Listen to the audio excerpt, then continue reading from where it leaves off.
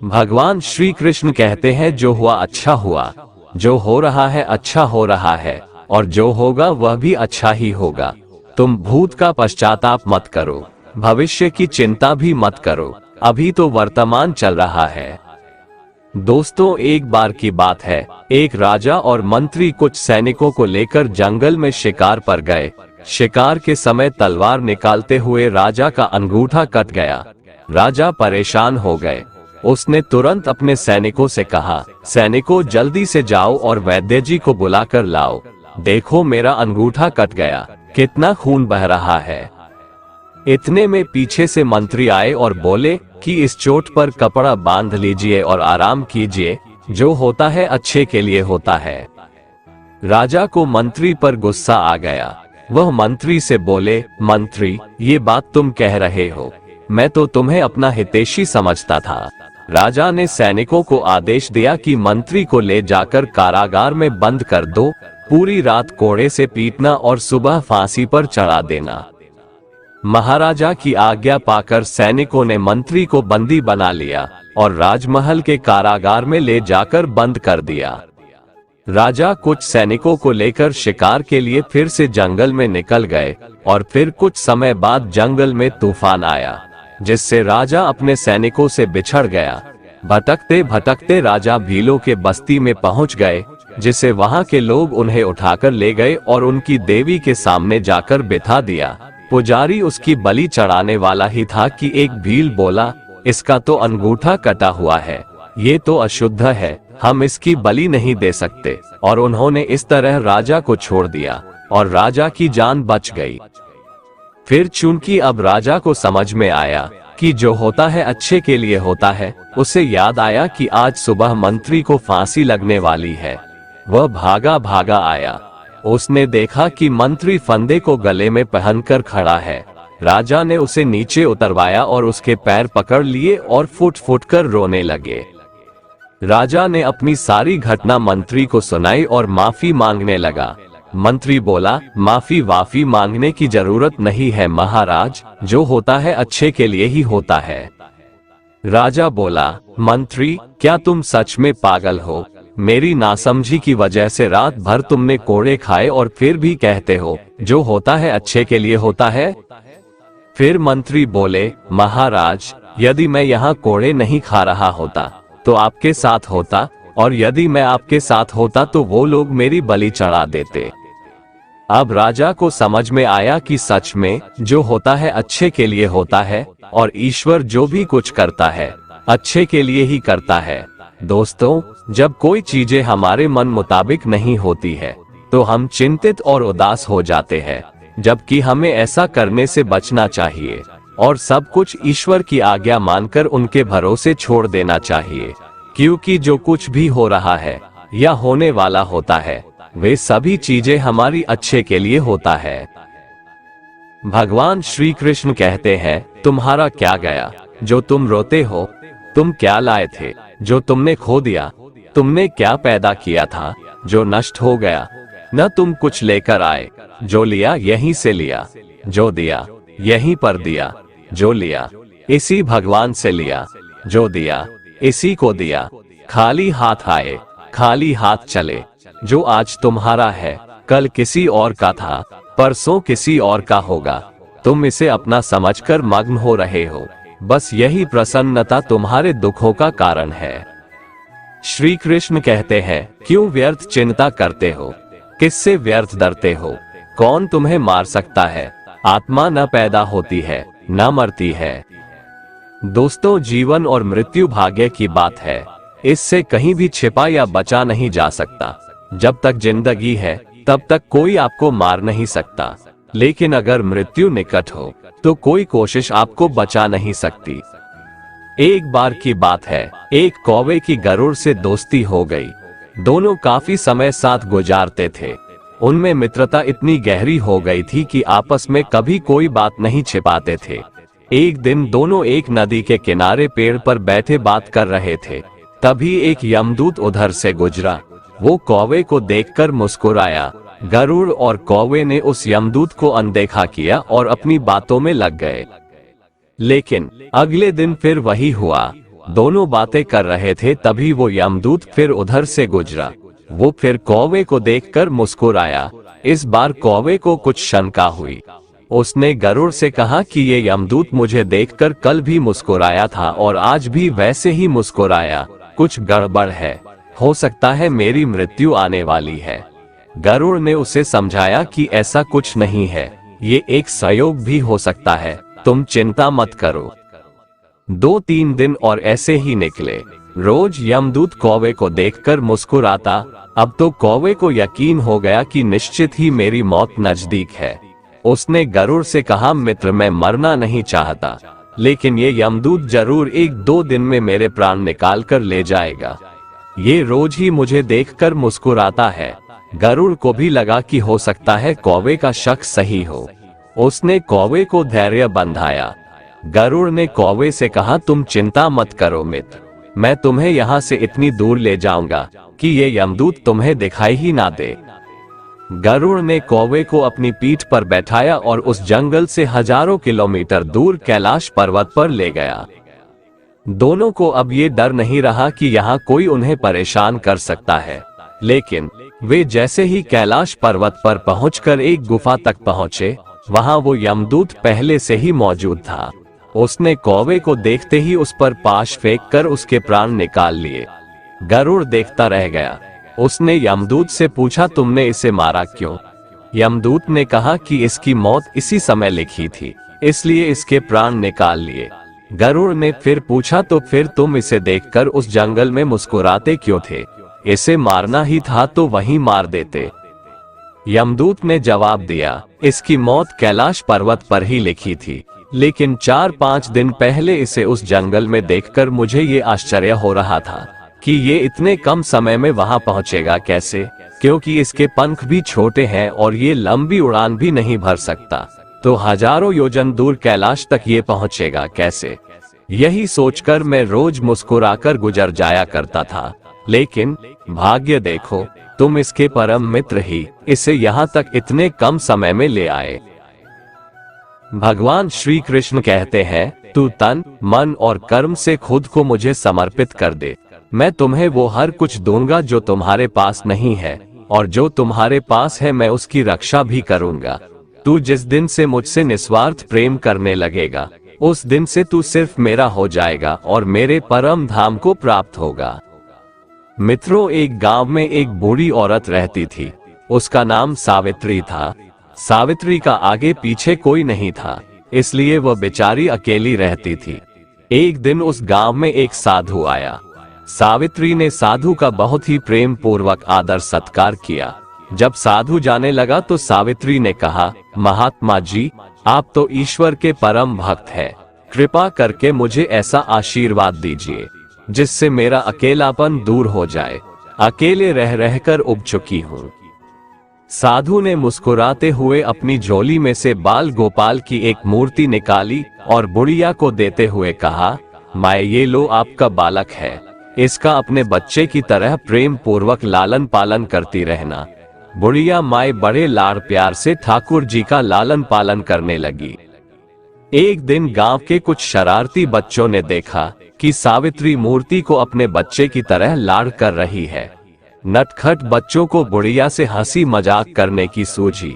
उन्होंने बुढ़िया से कहा, अरे माए सुन, आज गांव में जंगल से एक भेड़िया घुस आया है जो छोटे बच्चों को उठाकर ले जाता है और मारकर खा जाता है। तू अपने लाल का ख्याल रखना, कहीं भेड़िया इसे उठाकर ना ले जाए। सावित्री ने अपने बाल गोपाल को उसी समय कुटिया में विराजमान किया और स्वयं लाठी लेकर दरवाजे पर पहरा लगाने के लिए बैठ गई। अपने लाल को भेड़िए से बचाने के लिए सावित्री भूखी प्यासी दरवाजे पर पहरा देती रही। पहरा देते देते एक दिन बीता, फिर दूसरा, तीसरा, चौथा और 5वां दिन बीत गया। सावित्री 5 दिन और 5 रात लगातार बगैर पलक झपकाए भेड़िए से अपने बाल गोपाल की रक्षा के लिए पहरा देती रही। उस भोली भाली बुढ़िया सावित्री का ये भाव देखकर ठाकुर जी का हृदय प्रेम से भर गया। अब ठाकुर जी के मन में बूढ़ी माँ को प्रत्यक्ष दर्शन देने की इच्छा हुई। भगवान बहुत ही सुंदर रूप धारण कर वस्त्राभूषणों से सुसज्जित होकर माई के पास आए। ठाकुर जी के पांव की आहट पाकर सावित्री डर गई। उसने सोचा कि कहीं दुष्ट भेड़िया तो नहीं आ गया मेरे लाल को उठाने। सावित्री ने लाठी उठाई और भेड़िए को भगाने के लिए उठ खड़ी हुई। तब कान्हा ने कहा, अरे माँ, मैं हूँ, मैं तेरा वही बालक हूँ जिसकी तुम रक्षा करती हो। माई ने कहा, क्या, चल हट, तेरे जैसे बहुत देखे हैं, तेरे जैसे सैकड़ों अपने लाल पर न्योछावर कर दूं, अब ऐसे मत कहियो, चल भाग जा यहाँ से। ठाकुर जी बूढ़ी माँ के इस भाव और एक निष्ठता को देखकर बहुत ज्यादा प्रसन्न हो गए।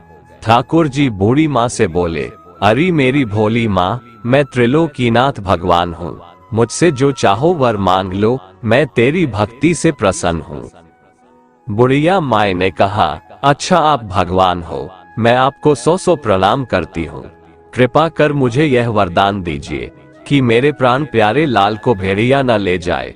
अब ठाकुर जी और ज्यादा प्रसन्न होते हुए बोले, तो चल माँ, मैं तेरे लाल को और तुझे अपने निज धाम लिए चलता हूँ, वहाँ भेड़िए का कोई भय नहीं है। इस तरह प्रभु बुढ़िया माई को अपने निज धाम ले गए। मित्रों, जब हम पूरी तरह से तन्मय होकर अपनी पवित्रता और शांति की रक्षा करते हैं तो एक न एक दिन ईश्वर हमें दर्शन जरूर देते हैं। भगवान को पाने का सबसे सरल मार्ग है भगवान को प्रेम करो, वैसा निष्काम प्रेम जैसे बुढ़िया माई ने किया। बुरे लोग हमेशा बुरे कर्म करते हैं, फिर भी वह जीवन में सुखी और संपन्न रहते हैं, जबकि अच्छे लोग जीवन भर अच्छे कर्म करते हैं, फिर भी उसे अपमान और दर्द ही मिलता है। अक्सर लोगों के मन में ऐसा सवाल रहता है कि जो लोग अच्छे कर्म करते हैं वो परेशान रहते हैं, वहीं जो बुरे कर्म करते हैं वो खुशी से रह रहे होते हैं। अच्छे कर्म करने वाले परेशान होते हैं कि आखिर उन्हें इतनी परीक्षा क्यों देनी पड़ रही है, जबकि जो अधर्म की राह में है वो खुश है और जिंदगी का लुत्फ उठा रहे हैं। अक्सर लोग सोचते हैं कि अब अच्छाई का जमाना ही नहीं रहा। अगर आपके मन में भी ये सवाल आया है तो आज आप इसका जवाब सुन लीजिए। ये जवाब वो है जो भगवत गीता में लिखा है और श्री कृष्ण ने अर्जुन को दिया था। भगवत गीता में वर्णित कथा के अनुसार जब भी अर्जुन के मन में कोई दुविधा होती थी तो वो श्री कृष्ण के पास पहुंच जाते थे। एक बार की बात है, अर्जुन ने भगवान श्री कृष्ण के समीप आकर कहा कि वो दुविधा में है और इसका जवाब वो श्री कृष्ण से चाहते हैं। श्री कृष्ण ने पूछा कि क्या सवाल है। अर्जुन ने कहा, मुझे ये जानना है कि अच्छे लोगों के साथ हमेशा बुरा ही क्यों होता है, वहीं बुरे लोग खुशहाल दिखते हैं। अर्जुन के मुंह से ऐसी बातें सुनकर श्री कृष्ण मुस्कुराए और कहा, मनुष्य जैसा सोचता है और महसूस करता है वैसा कुछ नहीं होता है, बल्कि अज्ञानता की वजह से वो सच्चाई नहीं समझ पाता है। अर्जुन उनकी ये बात समझ नहीं पाए। इसके बाद श्री कृष्ण ने क्या कहा वो जानते हैं। कान्हा ने अर्जुन से कहा कि हे पार्थ, मैं तुम्हें एक कथा सुनाता हूँ, उसे सुनकर तुम समझ जाओगे कि हर प्राणी को उसके कर्म के हिसाब से ही फल मिलता है। प्रकृति हर किसी को अपनी राह चुनने का मौका देती है। अब वो मनुष्य की इच्छा पर निर्भर करता है कि उसे धर्म की राह चुननी है या अधर्म की। कथा शुरू करते हुए श्री कृष्ण ने कहा, एक नगर में 2 पुरुष रहा करते थे। एक पुरुष व्यापारी था जिसके जीवन में धर्म की बहुत महत्ता थी। वो पूजा पाठ में यकीन रखता था। वो हर रोज मंदिर जाता था और दान धर्म भी करता था और हर रोज भगवान की पूजा करता था। वहीं दूसरा पुरुष बिल्कुल विपरीत था। वो हर रोज मंदिर तो जाता था लेकिन पूजा करने नहीं, बल्कि मंदिर के बाहर से जूते चप्पल चुराने। उसे दान और धर्म से कोई लेना देना नहीं था। समय बीतता गया और एक दिन बहुत जोर की बारिश हो रही थी। इस वजह से मंदिर में पुजारी के अलावा कोई नहीं था। ये बात जब दूसरे पुरुष को पता चली तो उसने कहा कि ये सही मौका है मंदिर का धन चुराने का। पंडित से नजर बचाकर उसने मंदिर का सारा धन चुरा लिया। उसी समय धर्म कर्म में विश्वास रखने वाला व्यक्ति भी मंदिर पहुंचा। दुर्भाग्य से मंदिर के पुजारी ने उसे ही चोर समझ लिया और चिल्लाने लगे। वहां लोग एकत्र हो गए और उसे बहुत मारा। किसी तरह वो बचते बचाते वहां से निकला, तो दुर्भाग्य ने उसका साथ वहां भी नहीं छोड़ा। मंदिर के बाहर वो एक गाड़ी से टकरा गया और घायल हो गया। फिर वो व्यापारी लंगड़ाते हुए घर जाने लगा, तो रास्ते में उसकी मुलाकात उस पुरुष से हुई जिसने मंदिर से धन चुराया था। उसने कहा, आज तो मेरी किस्मत चमक गई, एक साथ इतना सारा धन मिल गया। ये सब देखकर उसे बहुत बुरा लगा और उसने अपने घर से भगवान की सारी तस्वीरें निकाल दी। कुछ सालों बाद दोनों की पुरुषों की मृत्यु हो गई। मरने के बाद जब दोनों यमराज की सभा में पहुंचे और भले पुरुष ने दूसरे व्यक्ति को देखा तो उसे बहुत गुस्सा आया।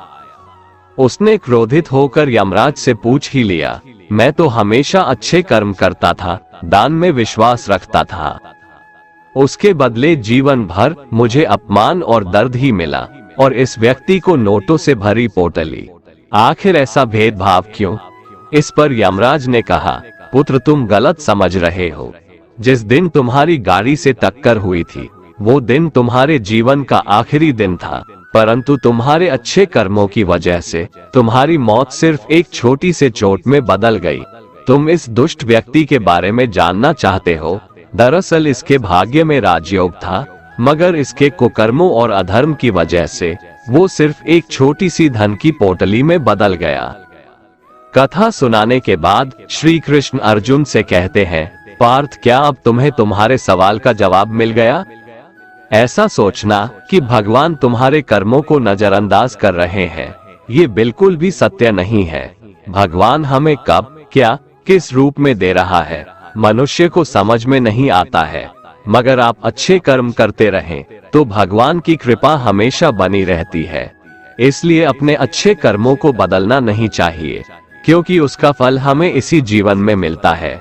इसलिए मनुष्य का फर्ज है कि वो हमेशा अच्छे कर्म करते रहें, क्योंकि श्री कृष्ण ने गीता में भी बताया है कि किसी के द्वारा किया गया कर्म बेकार नहीं जाता है, चाहे वो अच्छा हो या बुरा। श्रीमद् भगवत गीता में अर्जुन श्री कृष्ण से पूछते हैं कि हे प्रभु, मनुष्य न चाहते हुए भी किसकी प्रेरणा से या फिर किसके दबाव से पाप कर्म करने के लिए प्रेरित होता है? क्यों मनुष्य धर्म के रास्ते पर नहीं चल पाता है? क्यों वह अधर्म के रास्ते पर अग्रसर हो जाता है?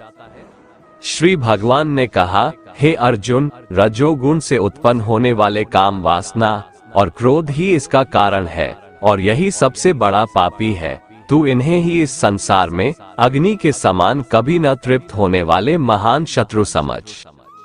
दोस्तों, श्री कृष्ण बताते हैं कि आखिर मनुष्य पाप किस कारण से करता है।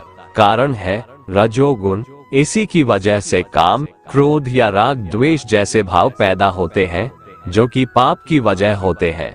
इन्हीं द्वेषों को श्री कृष्ण शत्रु बताते हैं। इन भावों के मन में आते ही आपको समझ जाना चाहिए कि आप पर शत्रु हावी हो रहा है और आपको उसे रोकने की जरूरत है।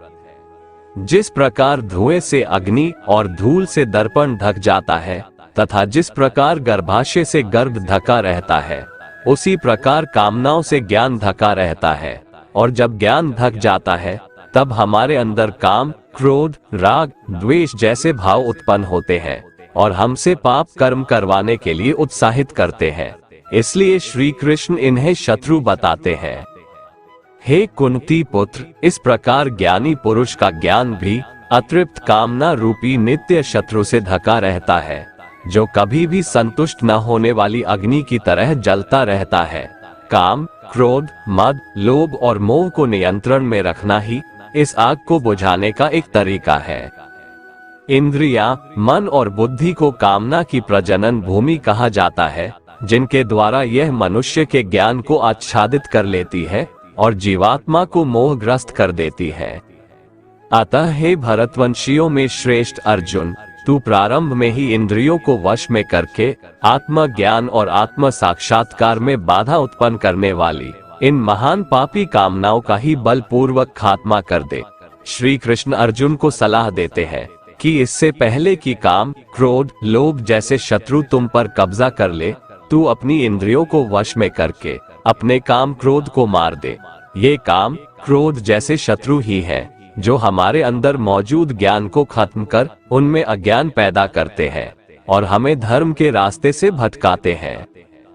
श्री कृष्ण बताते हैं कि इस शरीर की अपेक्षा इंद्रियां श्रेष्ठ है, इंद्रियों की अपेक्षा मन श्रेष्ठ है, मन की अपेक्षा बुद्धि श्रेष्ठ है और बुद्धि से भी श्रेष्ठ शुद्ध स्वरूप आत्मा है। इसलिए आत्मा को लौकिक बुद्धि से श्रेष्ठ जानकर अपनी इंद्रिय, मन और बुद्धि पर हमें संयम रखना चाहिए और आत्मज्ञान द्वारा कामरूपी खतरनाक शत्रु का दमन कर देना चाहिए। घुप्प अंधेरी रात में एक व्यक्ति नदी में कूदकर आत्महत्या करने का विचार कर रहा था। वर्षा के दिन थे और नदी पूरे उफान पर थी। आकाश में बादल घिरे थे और रह रहकर बिजली चमक रही थी।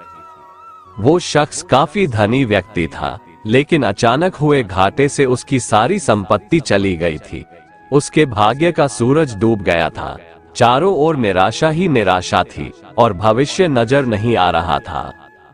उसे कुछ सूझ नहीं रहा था कि क्या करे, तो उसने स्वयं को समाप्त करने का विचार कर लिया और नदी में कूदने के लिए जैसे ही चट्टान के छोर पर खड़ा होकर वह अंतिम बार ईश्वर का स्मरण करने लगा, तभी दो मजबूत बाजुओं ने उसे कसकर जकड़ लिया और नदी के किनारे ले आया। बिजली की चमक में उसने देखा कि एक वृद्ध साधु उसे पकड़े हुए है।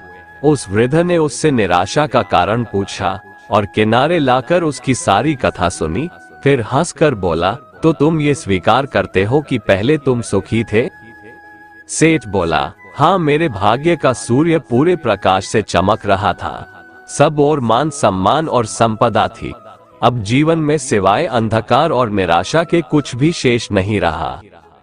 वृद्ध फिर हंसा और बोला, दिन के बाद रात्रि है और रात्रि के बाद दिन। जब दिन नहीं टिकता तो रात्रि भी कैसे टिकेगी? परिवर्तन प्रकृति का नियम है। ठीक से सुनो और समझ लो। जब तुम्हारे अच्छे दिन हमेशा के लिए नहीं रहे तो बुरे दिन भी नहीं रहेंगे। जो इस सत्य को जान लेता है वो सुख में सुखी नहीं होता और दुख में दुखी नहीं होता। उसका जीवन उस अडिग चट्टान की भांति हो जाता है जो वर्षा और धूप में समान ही बनी रहती है। सुख और दुख को जो संभाव से ले, समझ लो कि उसने स्वयं को जान लिया। सुख दुख तो आते जाते रहते हैं, यही प्रकृति की गति है। सोचो, यदि किसी ने जीवन में एक जैसा ही भाव देखा, हमेशा सुख का ही, जिस चीज की आवश्यकता हुई उससे पहले वो मिल गई, तो क्या वो कुछ उपहार पाने की खुशी का अनुभव कर सकता है? दुख न आए तो सुख का स्वाद क्या होता है, ये कोई कैसे जाने।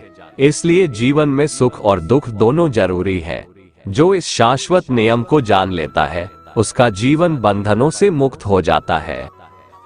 दोस्तों, इस संसार में हर प्राणी सिर्फ सुख की कामना करता है, दुख की कामना कोई नहीं करता। इसीलिए सदा सुखी रहने के लिए प्रयत्न करता रहता है, चाहे वह मनुष्य राजा हो या रंक हो, स्त्री हो या पुरुष हो। परंतु इस संसार में कोई भी प्राणी ऐसा नहीं है जिसे दुख ना हो। आज हर इंसान किसी न किसी बात को लेकर दुखी है। भगवान श्री कृष्ण कहते हैं, मनुष्य की इच्छाएं अर्थात तृष्णा ही उनके दुखों का मूल कारण है। अधिकतर समय हमारी इच्छाएं किसी विशेष दिशा में जाना चाहती है। यदि उस दिशा में जाने में हमें सफलता मिले तो हमें सुख की, और यदि असफलता मिले तो दुख की अनुभूति होती है। सुख और दुख की यही परिभाषा है। प्यासा आदमी पानी के गिलास की तलाश करता है। यदि उसे पानी मिल जाता है तो वह सुखी होता है और न मिले तो दुखी। कोई महत्वाकांक्षी व्यक्ति संसार का सबसे धनी मनुष्य बनना चाहता है। यदि इसमें वह सफल हो जाता है तो वह सुखी होगा, और यदि असफल रहता है तो दुखी। जो इच्छाएं किसी भी दिशा में न जाना चाहे, उससे हमें न सुख मिलता है न दुख। जब तक हमारी इच्छाएं दिशागत है, हमें सुख के साथ दुख का अनुभव होना स्वाभाविक है, क्योंकि हमारी इच्छाओं की किसी विशेष दिशा में गति हमेशा सफल नहीं हो सकती। जितना अधिक हम सुख की तलाश में दौड़ेंगे, हमें उसी अनुपात में दुख मिलेगा। किसी भी व्यक्ति को जीवन में कितना सुख मिलेगा और कितना दुख, यह इस बात पर निर्भर करता है कि उसकी चेतना किस प्रकार की दिशाओं में गति करना चाह रही है। भगवान श्री कृष्ण कहते हैं, जो व्यक्ति अपनी सभी इच्छाएं त्याग देता है वो सुख दुख से परे हो जाता है। जिस प्रकार समुद्र की स्थिति अचल है, भारी से भारी आंधी तूफान आने पर या अनेक नदियों के जल प्रवाह उसमें प्रविष्ट होने पर भी वो अपनी स्थिति से विचलित नहीं होता, मर्यादा का त्याग नहीं करता, उसी प्रकार जो मनुष्य अपनी सभी इच्छाएं त्याग चुका है, जिसने परमात्मा को ही अपना सब कुछ मान लिया है, वैसा मनुष्य योगी के समान है। बड़े से बड़े सांसारिक सुख दुखों का संयोग वियोग होने पर भी उसकी स्थिति में जरा भी अंतर नहीं पड़ता। वह योगी परमात्मा में नित्य, निरंतर, अचल और एकरस स्थित रहता है। जो मनुष्य संपूर्ण कामनाओं को त्याग कर ममता रहित, अहंकार रहित और स्पृहा रहित होकर विचरण करता है, वही मनुष्य शांति को प्राप्त कर पाता है। मनुष्य अपने ही कर्मों के कारण सुख दुख, लाभ हानि, जन्म मरण प्राप्त करता है। कर्म जानबूझकर किया गया हो या अनजाने में, उसका फल कर्ता को जरूर मिलता है। एक गाय दलदल में फंसी हुई थी। एक चोर वहां से गुजरा, लेकिन गाय को उसी हाल में छोड़कर वह आगे बढ़ गया। कुछ दूर चलने पर उसे सोने की मोहरों से भरी थैली मिली। थोड़ी देर बाद एक वृद्ध साधु उसी मार्ग से गुजरा। गाय को दलदल में फंसा देखकर साधु ने उसकी मदद की। साधु ने गाय को बचा लिया, लेकिन साधु आगे बढ़ा तो एक गड्ढे में गिर गया। नारद ने इस घटना पर भगवान से पूछा, ये कौन सा न्याय हुआ प्रभु? भगवान मुस्कुराते हुए बोले, नारद यह सही ही हुआ। जो चोर गाय को बचाए बगैर आगे बढ़ गया, उसे इस पाप के कारण केवल कुछ मोहरे ही मिली, जबकि उस वृद्ध साधु को गड्ढे में इसलिए गिरना पड़ा क्योंकि उसके भाग्य में मृत्यु लिखी थी, लेकिन गाय को बचाने के कारण उसके पुण्य बढ़ गए और उसकी मृत्यु एक छोटी सी चोट में बदल गई। श्री कृष्ण कहते हैं, मनुष्य को जीवन में हमेशा अच्छे कर्म करने चाहिए, क्योंकि कर्म रूपी फसल इंसान को हर हाल में काटना ही पड़ता है। अच्छे कर्मों का फल हमेशा अच्छा होता है और बुरे कर्मों का फल बुरा ही होता है। दोस्तों, कहने का सीधा मतलब है कि सुख और दुख हमारे कर्मों पर निर्भर करता है।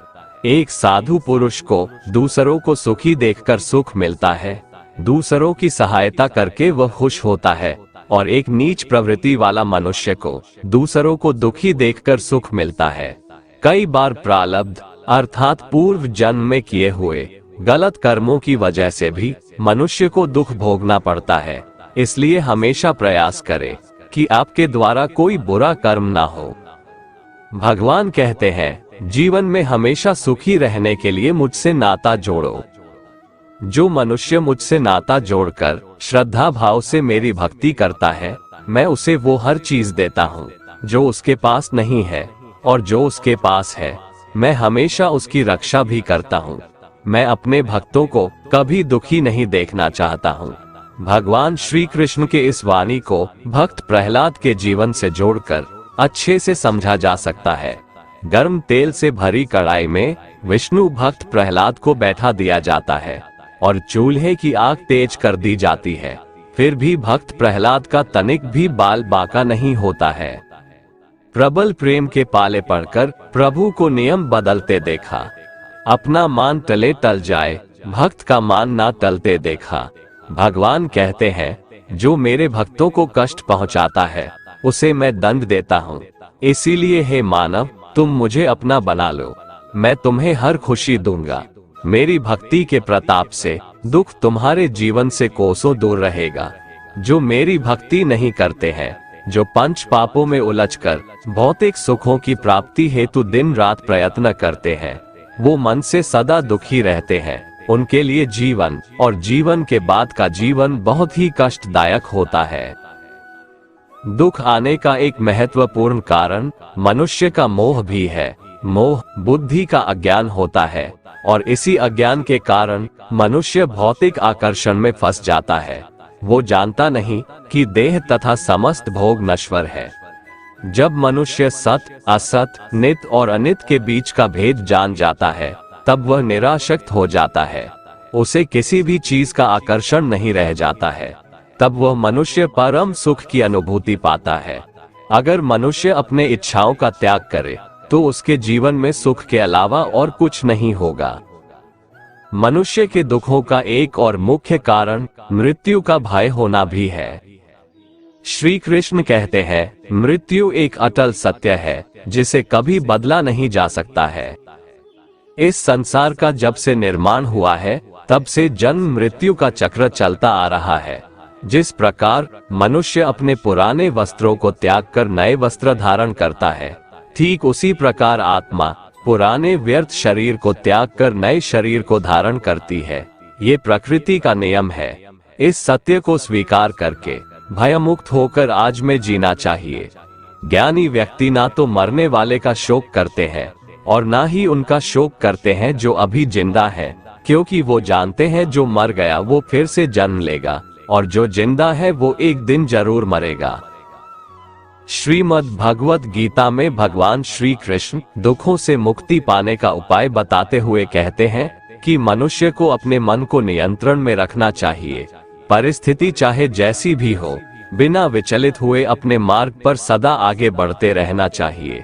जो मनुष्य इस प्रकार से अपने मन को नियंत्रित करके कर्म करता है, सुख दुख का बंधन उससे कोसों दूर रहता है।